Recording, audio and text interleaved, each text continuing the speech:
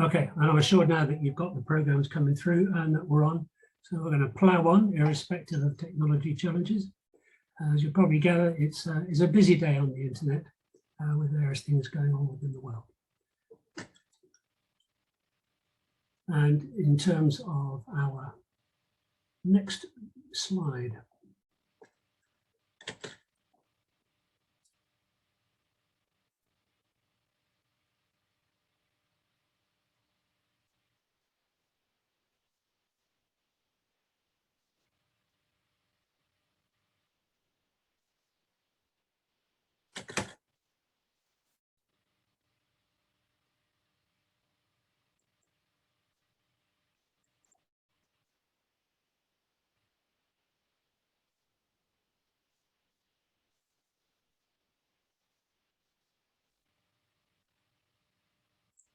I'll pause it, it's a stall. Bear with us as we try and work through this.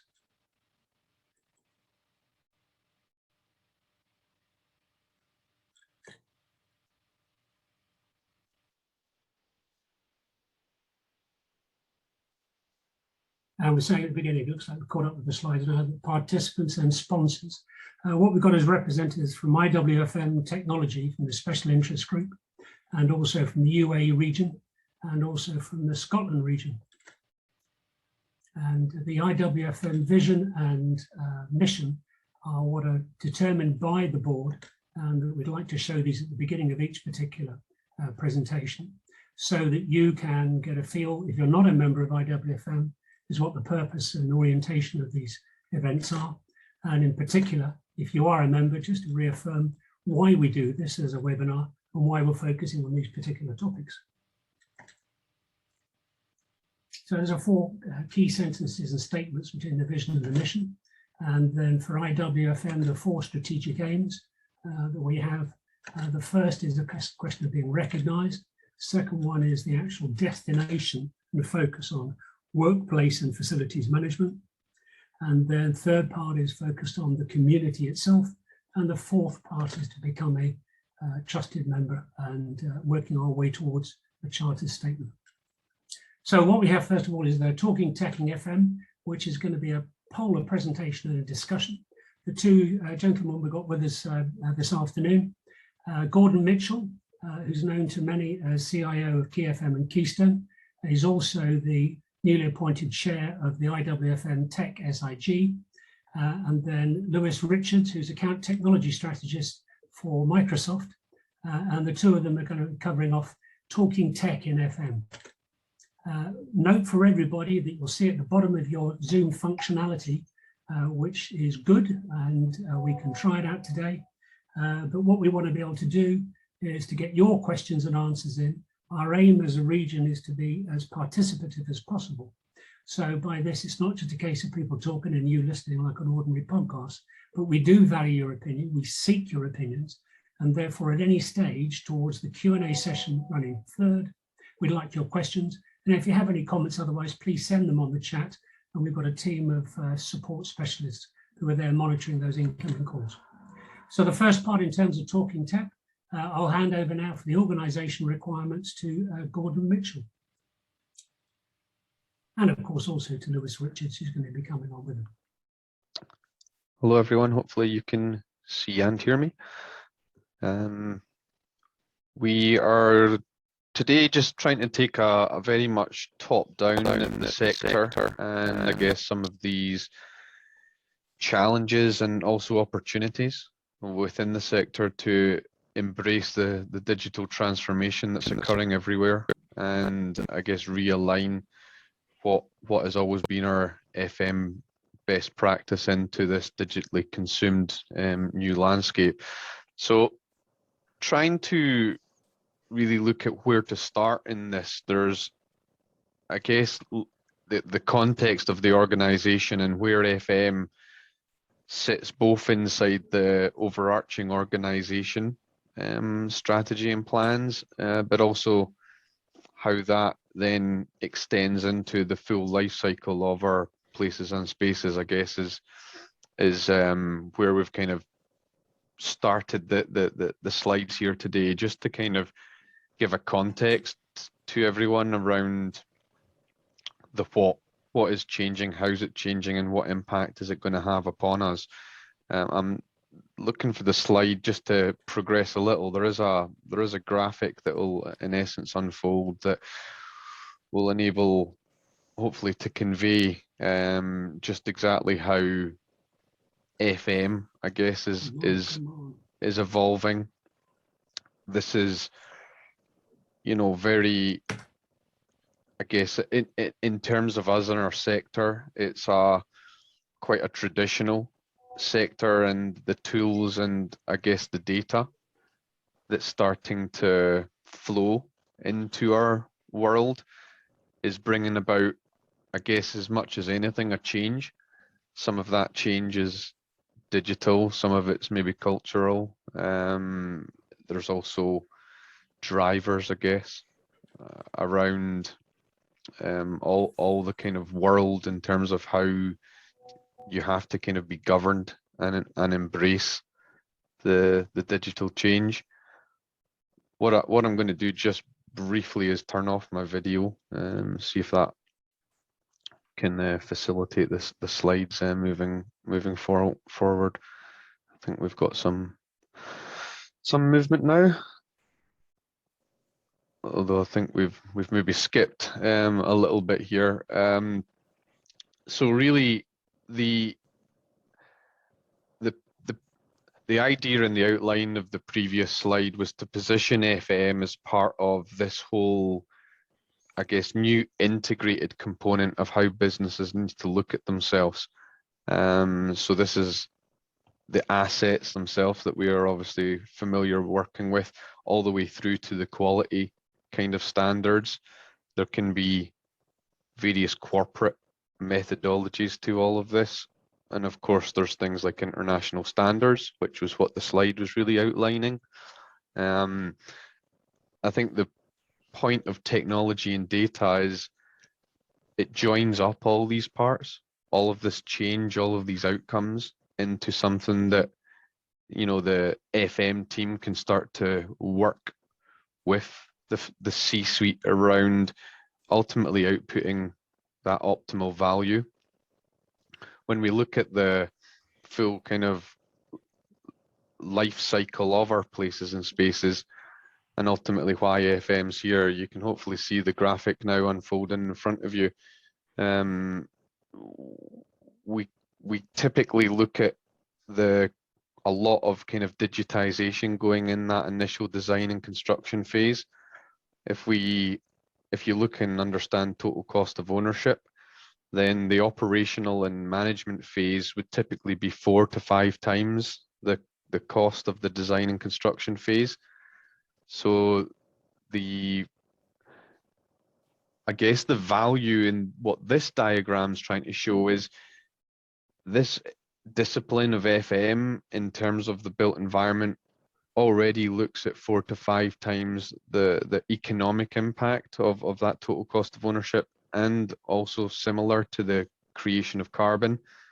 But I think, as IWFM has indicated, even in the recent sort of name change, as we start to flow the value of the operational phase into things like well-being and into, I guess, more of the workplace side of the profession, we get into influencing the business costs and ultimately the business outcomes as well.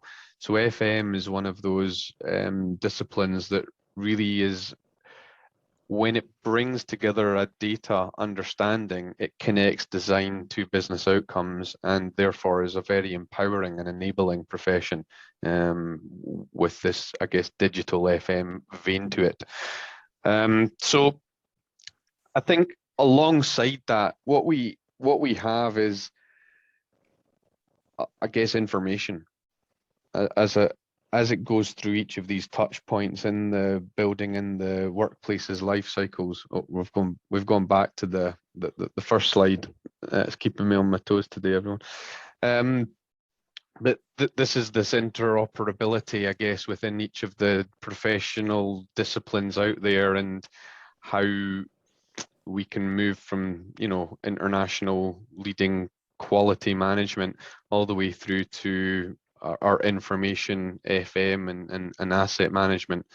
This, I guess, on top of the pressures of FM as it is today, as well as embracing digital change, we also have this connective aspect that you can see here in really pulling together all the disciplines and ultimately giving our end demand organization support in embracing all the potentials of digital transformation.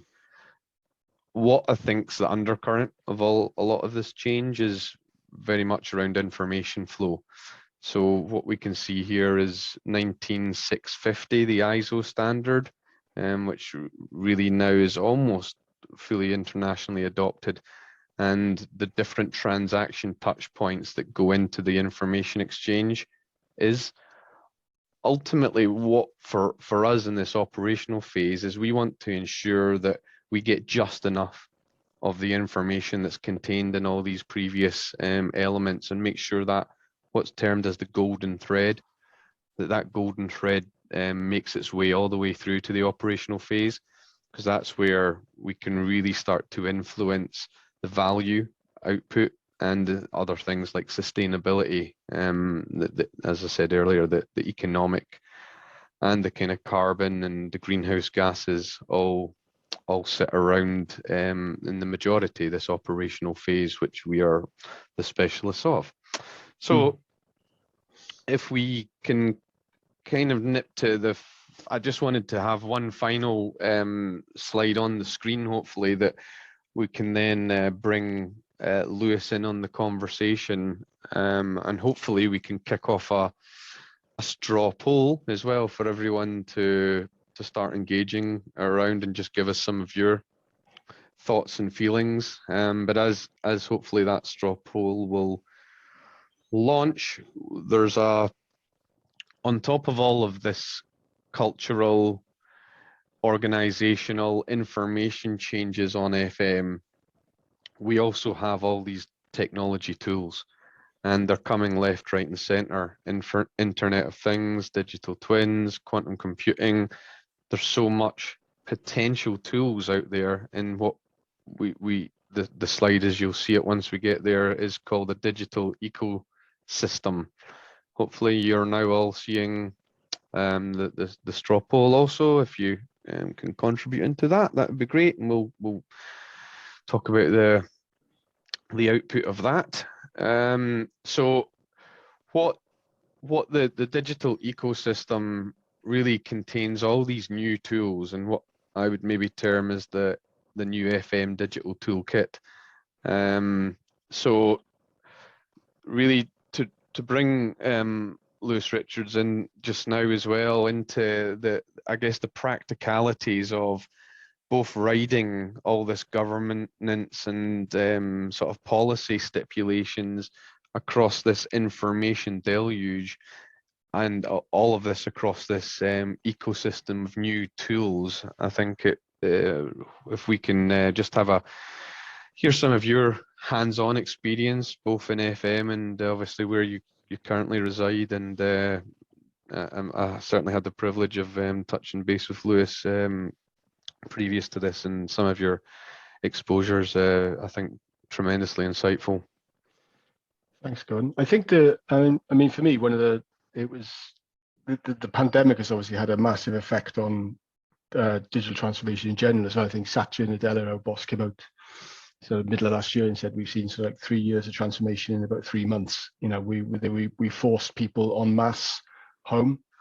Things like our platforms like Teams and stuff have been out there sort of ensuring that basically, for all intents and purposes, the physical estate of the workforce left the buildings and moved out to the home, and but work had to carry on as normal. And I think what it indicated was it's a forcing function, I think, for change that can be adopted by hopefully and sort of grasped upon by the FM industry, I think, because my experience up to that point was that people wanted the idea of integrated facilities, and they wanted kind of smarter buildings, but there was a lot of kind of off-the-shelf product shopping, or everybody just wanted a wayfinding system, or everybody wanted an application to book coffees and stuff like this. And I think what this has shown us more than anything else, going back to your point around all the underlying work that's been happening in the FM industry for years around standards and ontologies and doing all the things properly. I think what it's done is it's probably surfaced that, or given us the opportunity to surface that in such a way that having more meaningful conversations with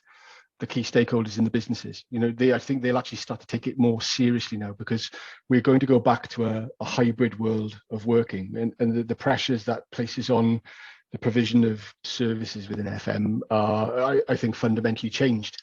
And I think then your point then about sort of like, what do we do around the veracity and the volume of the data that we are able to capture and process, and how do we link that to an ontology that makes it meaningful from a modeling perspective, or being able to do things for ultimately that have to have a visible benefit for the end users as well, for me, to be honest, as well. I think this is the key thing for us, is like, we have to, everything that we do has to interoperate, and it has to be of benefit to the end users. If I can't see the benefit of it myself personally, from a use case perspective, lots of this investment can be is not as well appreciated by the workforce necessarily, I think, as it could be.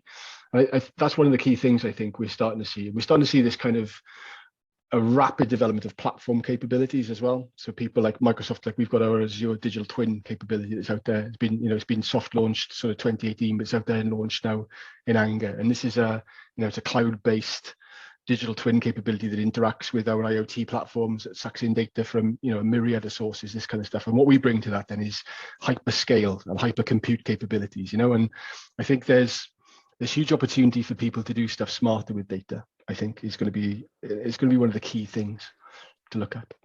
Yeah, I mean, we've had a comment in around the integration and the kind of realization, I guess, of the value of data. If it's just sitting in a database affecting nothing, then little point in even capturing it.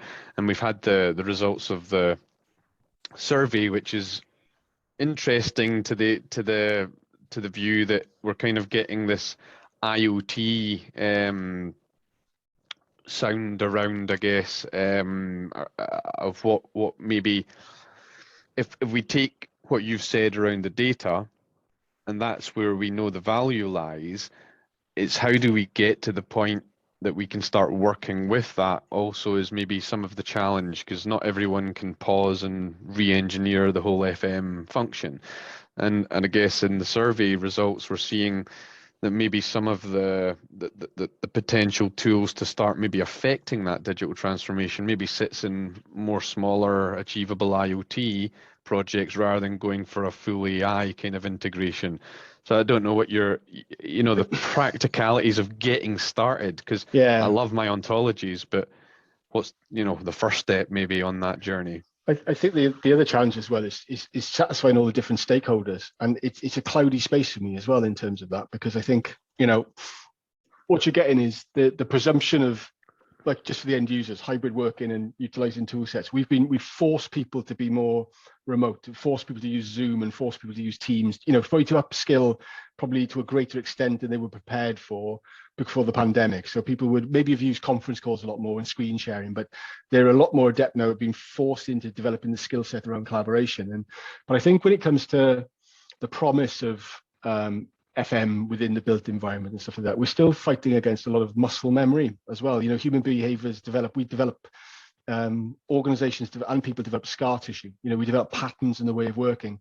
And I think part of the challenge is going to be is just like a friend of mine coined the phrase digital lipstick on an analog pig before as well. And we've got to be careful that the technology actually serves a purpose. And a lot of that comes down to as well, it's not just about and it's trying to get away from buzzwords, I suppose. It's less about the IoT and it's more about outcomes, really. How am I every day, what systems and services do I put in place that every day is making people more effective, people happier, people, their well-being, and for that group of stakeholders. But the next sort of thing is we're able to still use the data to make the overall goals of the organization, sort of helping towards their net zero targets and stuff like that, from an effective use of energy and water and power and stuff like that as well, I think. So I still think we're still in danger of using the technology and talking in silos a little bit still, because we still want to talk about the bubbles on your, the diagram you got there. We're still still talking about the bubbles, and we're not talking about the actual arrows necessarily. Do you know what I mean? Which is the more important part. Is that kind of because the outcomes come from the combinations of those things, I think, really. And I honestly don't think it's a technology problem anymore. I think the technology is there. I think this is much more now probably a people problem as opposed to a technology problem. No. Yeah, and I agree with that. We're drawing, I guess, our section to a close just now, but I think, just to reflect on that, I think both in the arrows and the comments that have come in have also been about this ability for our systems to, in essence, talk together to help us in navigating all of this transition and transformation. But I think both in those arrows and in the kind of support on the journey, that's very much what the Technology Special Interest Group is all about in IWFM. So in terms of keeping answering questions, we can certainly answer through the rest of today.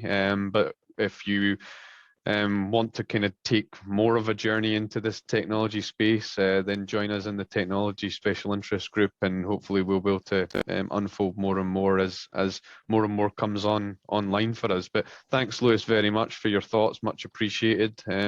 Always interesting. And I think it's over to Sarah now. Yep, Sarah will be coming on next phase. Thank you, Gordon, and thank you, Lewis. Although we had challenges in terms of technology, we're slowly settling back into the groove as we stabilize on our bandwidth. The next section we're going to go on to is an attempt by UAE Region to link out to other individuals who are part of the community on an international basis. So to lead off with that, we're going to go on to, we can move the slides forward a second. Going to go on to Sarah Momtaz, who is going to be speaking to us from the UK, even though she's normally based in the UAE. And what we're looking at is the key issues and the difference between what's happening in the UAE and in Egypt and in Scotland. And to that end, as I said, your moderator for today is Sarah Momtaz, and she's based in Abu Dhabi. Fellow of IWFM, independent consultant now, having been previously involved with some blue chip corporates. And she's an active member in the environment she is in webinars. From Scotland and Dubai and Egypt, the three panelists we have who are going to be joining us, I'm asking them to, they'll turn their cameras on as they're introduced, are initially waiting on the bandwidth. Come on, guys, keep going through.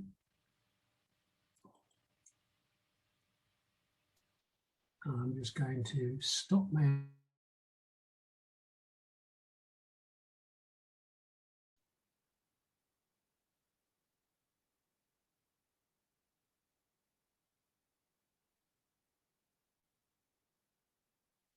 video to see if that helps. So from Aberdeen in Scotland, well, Mohammed's coming up first on the camera. From Aberdeen is Sandy McNaughton, who is the chair of IWFM Scotland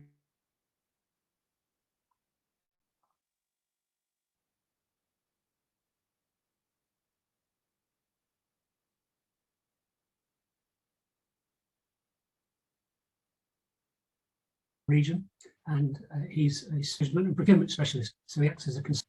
Also, next to him, Javiria is working for Farnic. It's a well-known company within the UAE region. Digitalization and all matters technical. And then in terms of our third member on the virtual sofa, coming from Cairo in Egypt, is Mohammed El Deeb, who's chairman and CEO of El Shams Housing and Urbanization. He's already down the road in terms of his PhD in civil engineering, and therefore what I'm asking you to do is give them a warm welcome and let's hear their different opinions as to how they see things from a different point of view.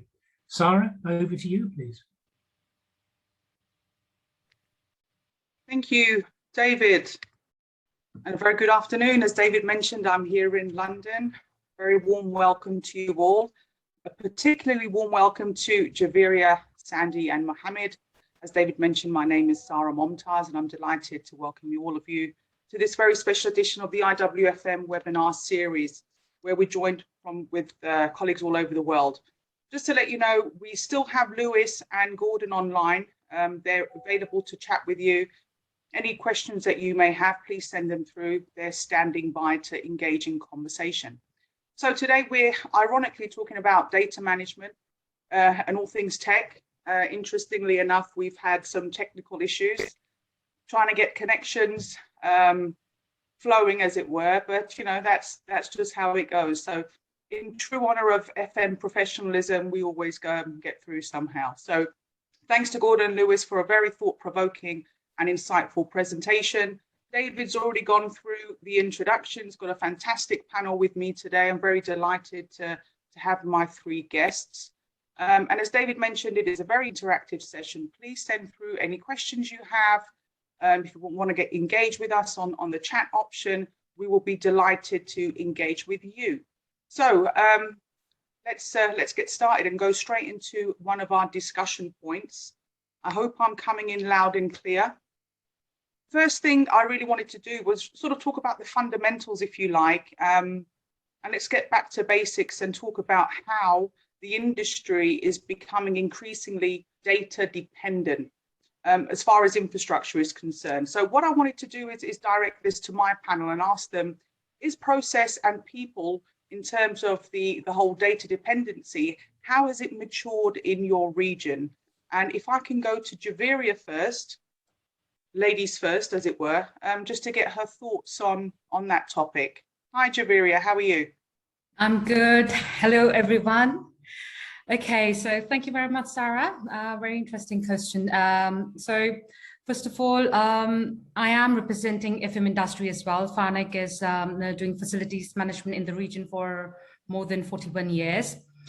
Now, coming to the question, obviously living and working in Dubai in this region from last more than 10 years, I'm always inspired by the visionary leadership who is encouraging all of us to look beyond ourselves and contribute more into the potential positioning of UAE as a global leader in digital economy. We have seen that practical implementation through many initiatives and most of the popular ones, Smart Vision 2021, where more than, I believe, hundreds of services are made smart through digitalization. This is giving all of the different business sector in the private entity also enough vision to step forward and embrace the technology. And looking at the government level, of course, we look at the infrastructure, and yes, the infrastructure is widely available in order to not only innovate, but actually use the technology across the distributed environment.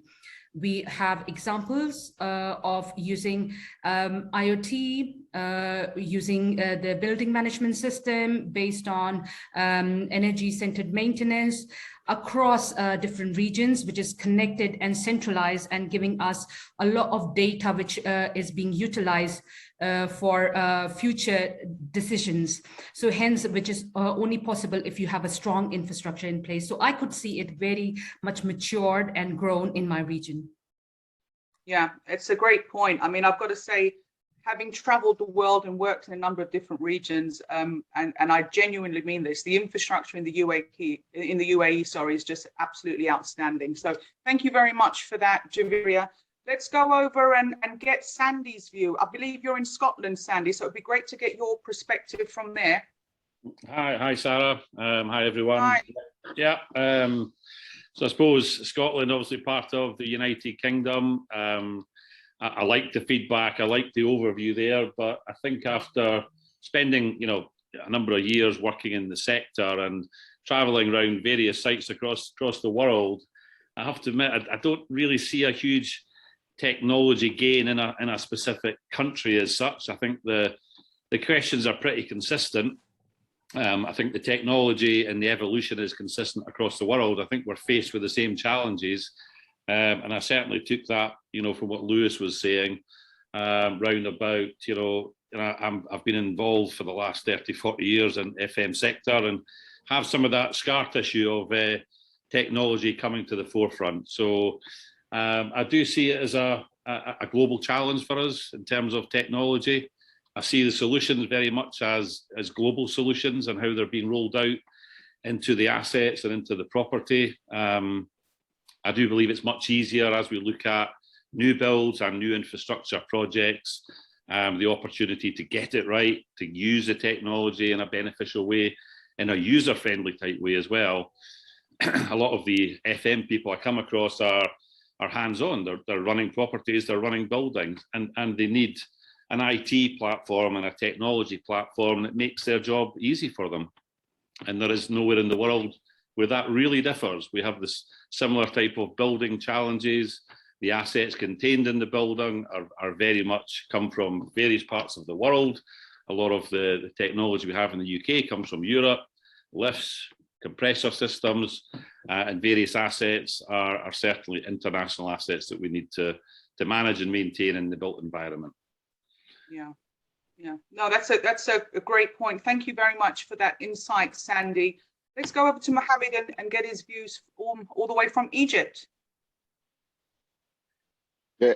Hi, everybody. I'm very pleased to be with the group, and I believe I have the privilege to work for 30 years in real estate. Part of it, or 3 years, the last 3 years, it was in Abu Dhabi, so I can easily distinguish between the infrastructure we have in Egypt and what they have reached in Abu Dhabi.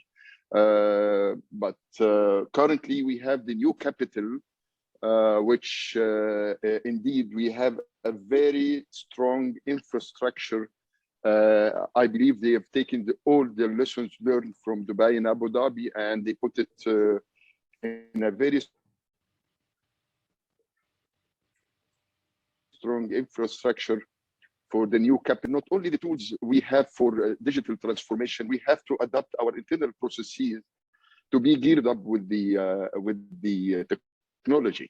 So whatever you have technology or systems, and you don't have internal processes that aligned with the objective of the company or the facility management department, I believe this will enhance using the technology if you have a proper streamlined processes internally and cascaded down to the front lines. I believe we already talked early involvement of facility management as explained in the last slide. It's very important, and it gives insights that all operational challenges have been taken in design and all aspects in the project from early stages. It saves time and money and efforts. I believe with the very strong infrastructure we have right now in Egypt, there will be a very efficient production for the upcoming 5 years, and it improves the communication governmentally with the private sector as well. Yeah, thank you very much for that, Mohammed. And just to add on to that, I'm also very familiar with the kind of from a government perspective in Egypt, that they are very keen to see this being implemented and to really raise that standard. So it's really good to have you on for today's discussion. Thank you for that feedback. Right, guys. So for you, you guys at home or work, wherever you are, we have just launched the straw poll question. Your opportunity to get involved. I think this has been up on your screen for a couple of minutes now. So choose the best possible response for you. I'll just read it out very quickly. Based on your knowledge or perception of the FM market, which region is leading in the use of technology in the workplace? Is it Egypt, Scotland, or UAE, or somewhere else? And you can mention that, be a bit more specific in the chat box. I've got a feeling that whoever is responding, depending on their location, is probably going to respond with their location. But let's have a look and see what the responses are. I've got someone saying Finland. I've got a young man called Fred. I'm not going to pronounce your name correctly, I'm sure, but I'm going to have a go. Klote from Finland. Are you from Finland? Well, you've mentioned Finland, so thanks for that. 81% of you think it's the UAE region, and I'm trying to be quite objective here. I tend to agree. I think that's actually a very accurate estimation based on, you know, the superb infrastructure in terms of technology that we have there in the UAE. Thank you very much, guys. Let's move on to another discussion point. Now, I think a lot of companies, the challenge that they have is, you know, how are we going to benefit from the use of technology, if you like? You know, if we implement all of this in terms of managing our data, how are we going to benefit from it? What is the return on investment? So I'd like to bring Javeria back into the conversation to ask you, Javeria, how does, you know, company or any corporation demonstrate the ROI in a cost-driven, resource-heavy market? Okay, so I mean, the way we look into it is that now with all the investment in technology, obviously, the reason why coming to FM industry, we are looking into IoT platforms to monitor, not only to monitor, but to control and really to predict the asset life cycle. So the more we invest in technology, let's say in FM industry, the more information-driven decision we can make.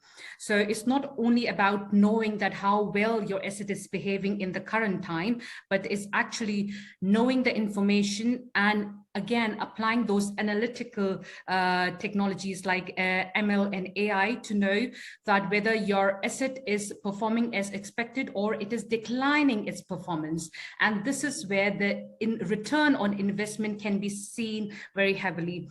Of the topic, if I look into any other industry, like for example, if I am a part of the retail industry and if my stock level, my inventory data is not clean, it would bring me in a situation where the customer can arrive into the store and ask for a product, and because the inventory data is not clean, we probably won't be able to serve the customer with the product requesting for. Hence, it's a loss of sale. It's the loss of loyalty by the customer because the customer is in rush. Maybe the customer would like to reorder. That means that it is actually adding the cost further to the sales, that you need to order specifically for the customer, shipment, everything else. So you can imagine that if you would invest in keeping the data management and the data quality cleaner, it is actually giving you the return by multiplying, you can imagine, by the number of customers, the number of products, and across the year. So definitely in line in any industry that how data management can bring return on investment.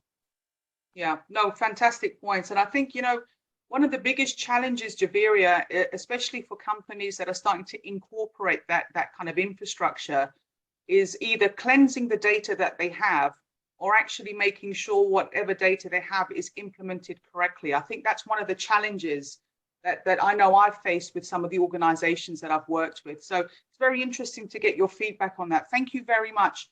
Let's bring Sandy back into the conversation, get his thoughts on the same subject. Thanks, Sarah. Andy. Hopefully the video is working this time. Yeah, so asset management, you know, that vital component there in terms of construction. The point was made earlier around about I suppose the construction phase and process, and then the run and maintain being 10 times that of the actual construction build objectives and costs. But yeah, there's been a strong drive both locally in Scotland and across the UK to deal with assets over the longer term, get the asset management data correct, and returning that value. So knowing what you've got in buildings and after, again, running buildings for a long period of time, knowing what you've got across your estate is of paramount importance, and the condition of those assets. So the long-term viability and maintainability of the buildings and infrastructure is hugely significant. I think that evolves, and it evolves beyond the FM person into that customer journey. So what's the expectation of the built environment or the space, as we now start to describe it, as opposed to just buildings, and that customer journey and what it's going to be used for over its term. And we see the usage changing now on the building space. So knowing what you've got, how long it's going to last, when it's going to get replaced, these are all and very significant investment numbers. We spend a lot of money running, maintaining, developing and growing buildings and reusing them. And as we get into that circular economy piece of evolving buildings over the 50 years of their usability life, then that managing the estate and understanding those assets and what they're designed to do is a huge change and going to create return on that initial investment for property developers and infrastructure projects for government. Just want to ask you a sort of follow up to that, Sandy, in terms of, do you think it's harder to demonstrate a return on investment if you are an organization that provides a service as opposed to a product? Do you think that's more challenging to basically pull up numbers to say this is how much money we're making on it? On the built environment, on the assets, rather than the services? Yeah, I think. Well, I mean, on the assets, but on the overall service itself, do you think that's going to be a bit more challenging to sort of show that benefit from the investment? I think it's going to become easier because as the data flows, as we capture more information on assets and buildings and infrastructure, and it becomes a requirement. And I have to admit, the drive has very much come from, I suppose, legislation and control.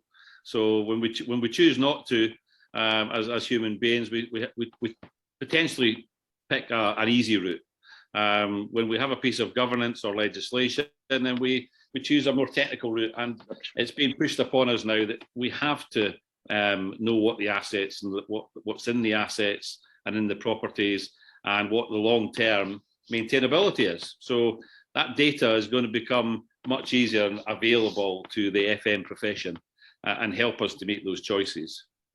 Yeah, I'm so glad you said that, because I agree with you 100%.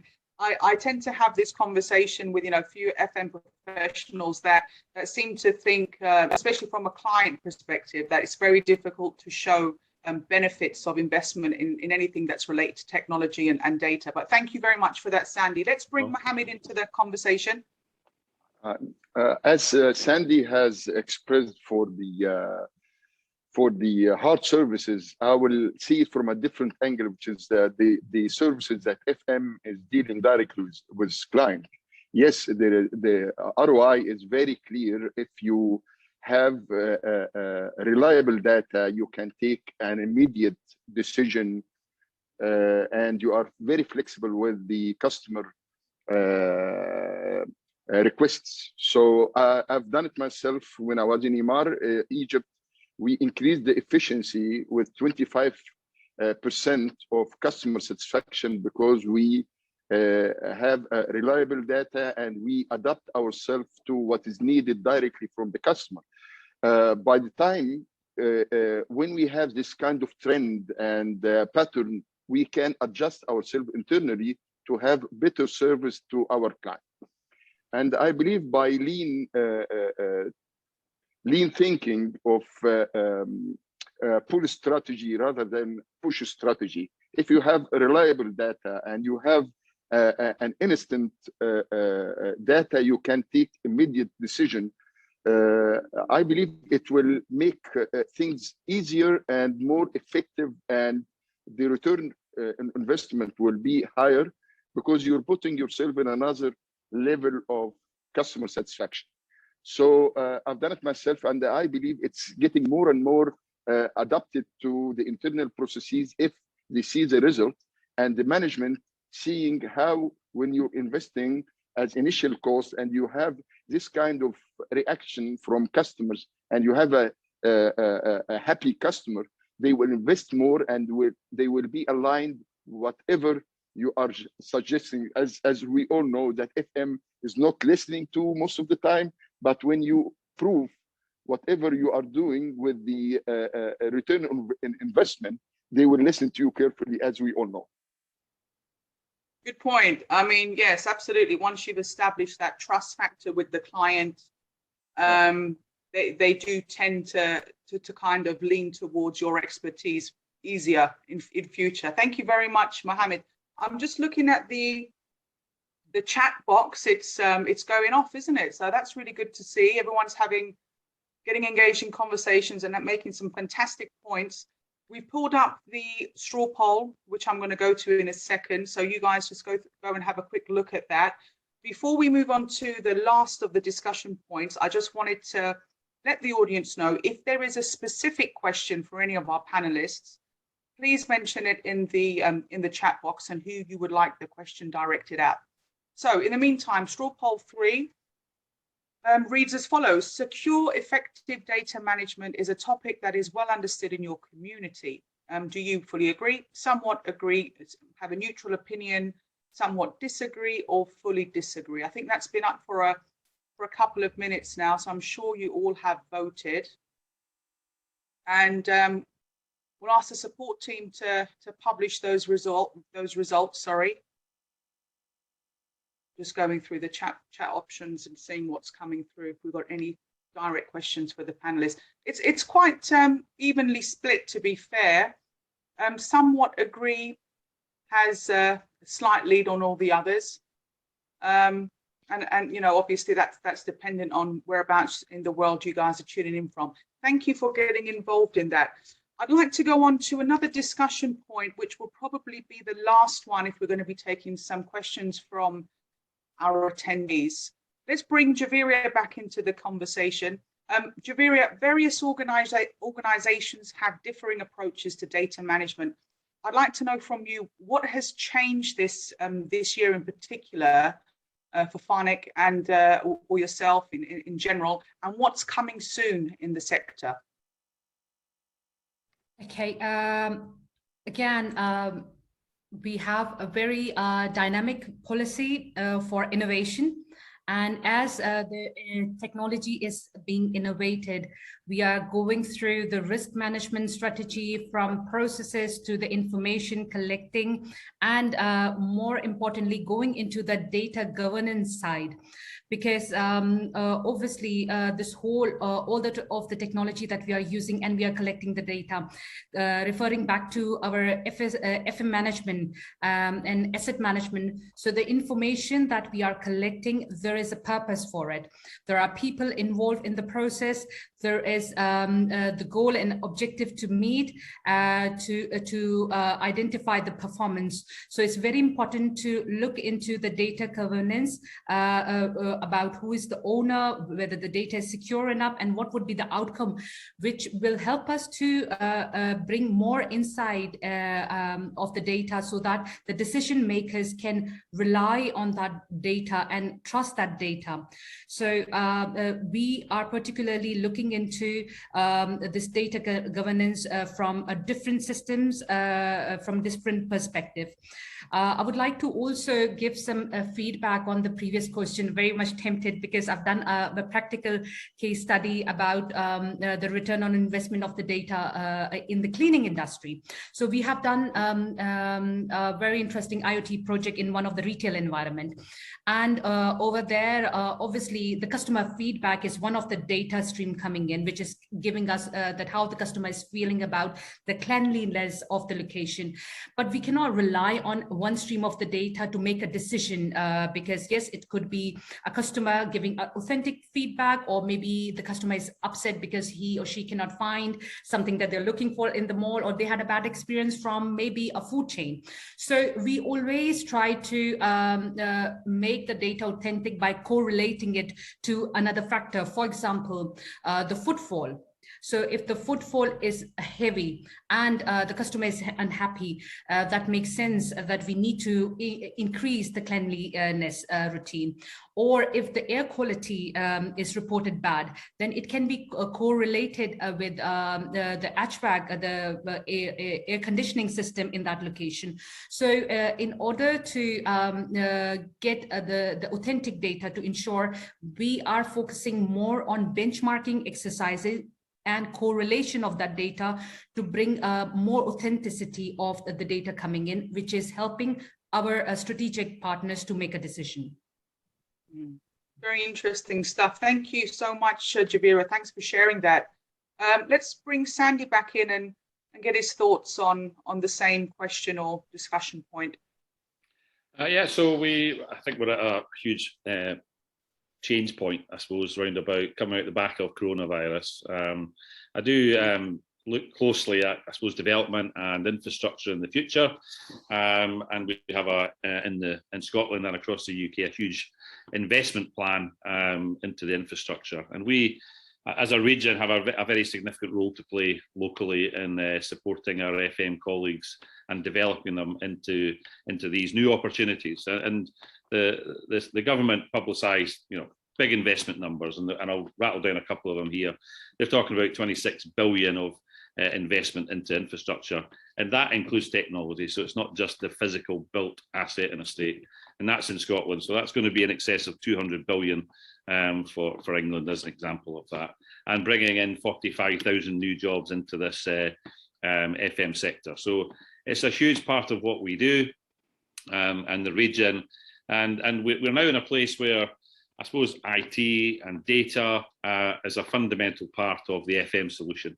And as we hold our training sessions quarterly and we get back to holding our annual conference, IT and data management and infrastructure and systems that are going to add value are on the agenda now, being no doubt about that. And that will be a fundamental part of how we support the industry locally and the new talent coming into the FM sector.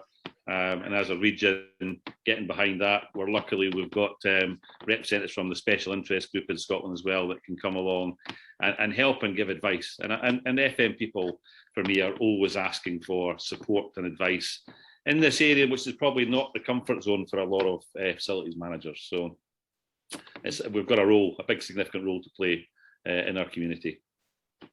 It's wonderful. Thank you, Sandy. Some very interesting statistics you just read off there. Thanks very much for sharing that.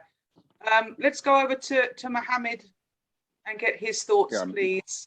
Yeah, again, we're moving from shock to business recovery, and I believe we gained a lot from the pandemic as looking forward for efficiency and effectiveness and the